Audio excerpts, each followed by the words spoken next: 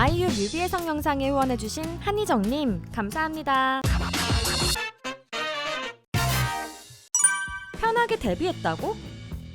2019년 3월 4일 데뷔한 투모로우바이투게더에게 방탄소년단의 동생 그룹이라는 수식어가 가장 먼저 붙었는데요. 방탄소년단이 세계적으로 엄청난 성공을 거둔 뒤에 하이브의 빅히트 뮤직 레이블에서 처음으로 낸 신인 아이돌이기에 이런 수식어가 붙을 수밖에 없었죠. 그래서 몇몇 사람들은 투모로우바이투게더가 좋은 환경에서 편하게 연습생 생활을 했을 것이라고 오해하기도 합니다. 그러나 투모로우바이투게더 멤버들이 처음 연습생을 시작했던 시기에는 아직 빅히트가 큰 회사가 아니었는데요. 멤버들이 연습생으로 빅히트에 입사한 시기는 약 2015년부터 2016년까지라고 하죠. 이때 방탄소년단은 화양연화 시리즈 앨범을 발매하며 이제 막 국내외로 놀라운 성과를 거두고 있을 때였는데요. 그렇기에 투모로우바이투게더 멤버들은 여전히 버섯이 피고 손바닥만한 거미가 나오는 열악한 환경에서 힘든 연습생 시절을 보냈다고 합니다. 즉 중소기획사 연습생으로 입사를 했는데 데뷔할 때가 되니 회사가 대기업이 된 것이죠. 요즘이야 소속사 선배들과 챌린지가 보편화되어 있지만 투모로우바이투게더가 데뷔할 때에는 챌린지의 시작이었던 지코의 아무 노래가 나오기도 전이었기에 투모로우바이투게더는 데뷔할 때 방탄소년단에게 직접적인 서포트를 받지도 않았는데요. 그러나 데뷔 당시 공개된 멤버들의 빼어난 비주얼과 성장하는 소년들의 꿈이 담긴 청량한 데뷔 앨범, 엄청난 퍼포먼스와 이를 뒷받침하는 실력은 많은 사람들의 관심을 받기에 충분했죠. 그 결과 투모로우바이투게더의 데뷔 앨범 꿈의 장 스타는 빌보드 200 차트에 141위로 데뷔했을 뿐만 아니라 오리콘 주간 앨범 차트 3위, 44개국 아이튠즈 톱 앨범 차트 1위라는 놀라운 기록을 세우게 되었는데요. 거기에 2019년 연말 시상식의 모든 신인상을 휩쓸 정도로 엄청난 신인의 등장을 K-팝 팬들에게 알렸습니다. 위기.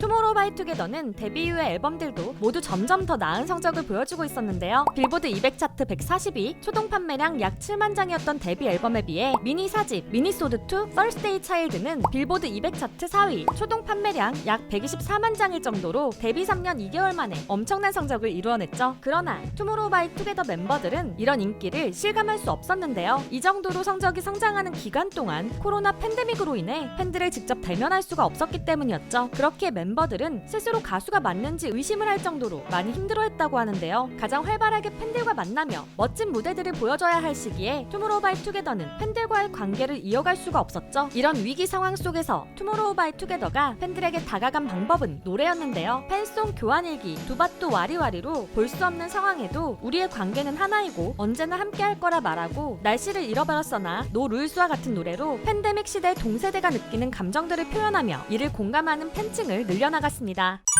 엄청난 성장의 비결.